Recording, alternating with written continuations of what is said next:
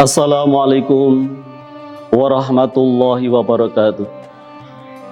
Alhamdulillahirabbil alamin. Assalatu wassalamu ala asyrofil anbiya'i wal mursalin wa ala alihi wa ashabihi ajmain. Amma ba'd. Para pemirsa CWM dimanapun berada, shaimin dan muslimah yang insyaallah sama-sama dimuliakan dan dirahmati Allah Subhanahu wa taala. Pertama-tama kita bersyukur pada Allah Subhanahu wa taala atas limpah nikmat karunia dan juga kasih sayang Allah yang masih diberikan pada kita sekalian, sehingga alhamdulillah hari ini kita bisa menunaikan ibadah puasa Ramadan 1447 Hijriah. Mudah-mudahan ibadah kita laksanakan menjadikan asbab kita akan meraih kebahagiaan keselamatan di dunia dan juga meraih keselamatan di akhirat.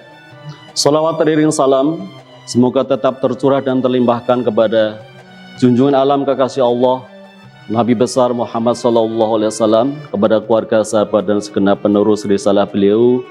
Insyaallah sampai akhir zaman mudah-mudahan kelak kita termasuk golongan umatnya yang mendapatkan syafaatnya pada hari kiamat.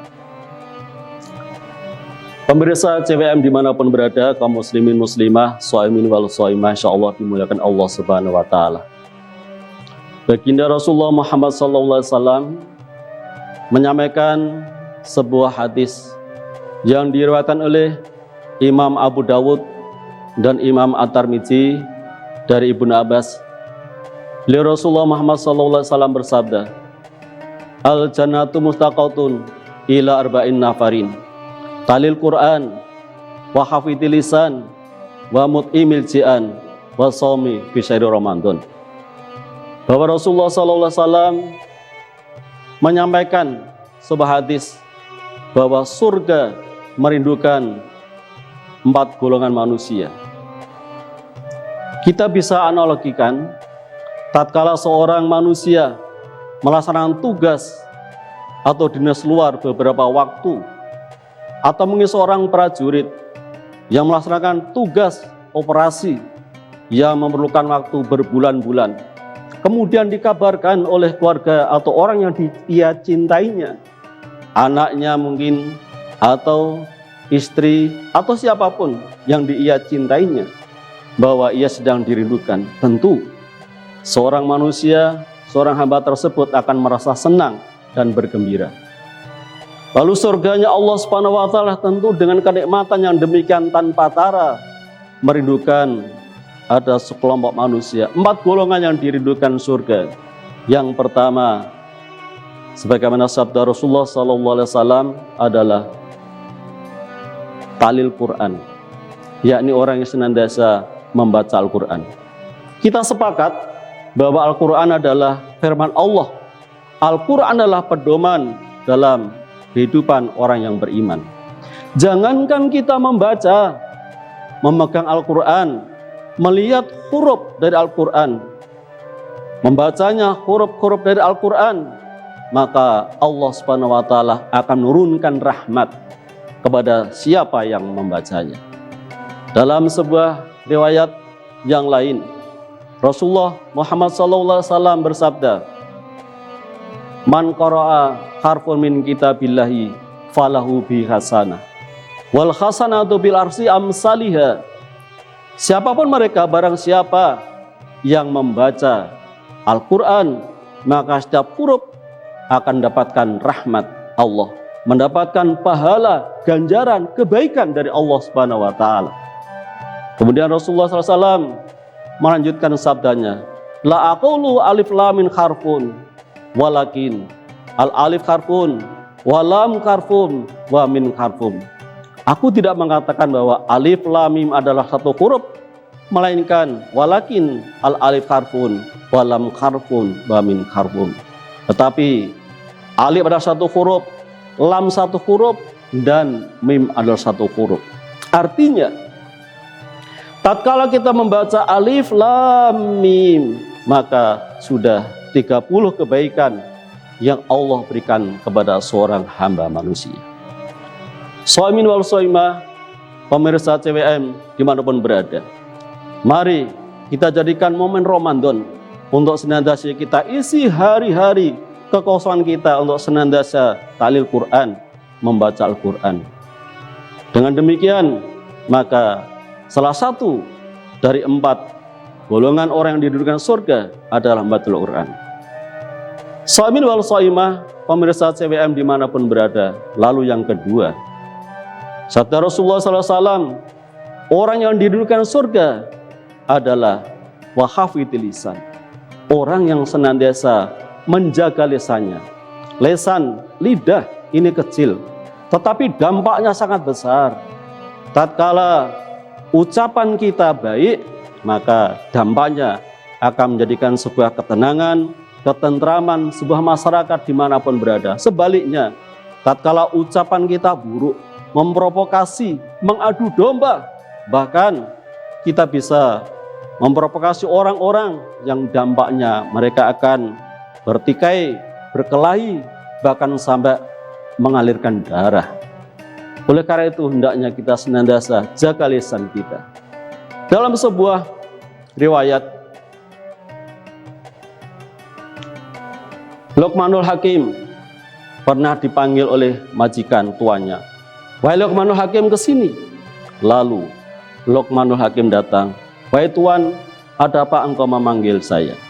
Luqmanul Hakim, "Coba engkau sembelih 1 ekor kambing, kemudian ambil daging yang terbaik, berikan kepada saya." Lalu dilaksanakan. Luqmanul Hakim memotong seekor kambing dan diserahkan kepada tuannya adalah lidahnya. Kemudian tuannya memerintahkan kembali, "Wahai Luqmanul Hakim, potong 1 ekor lagi, kemudian ambil yang terburuk dari daging kambing tersebut." Lalu Luqmanul Hakim memotong dan diserahkan kepada tuannya adalah lidahnya. Kemudian tuannya mengatakan, "Wahai Luqmanul Hakim, aku perintahkan engkau memotong kambing, ambil yang terbaik, engkau ambil lidahnya. Kemudian aku perintahkan kembali memotong daging, mana yang terburuk, engkau berikan juga lidahnya." Apa maksudnya?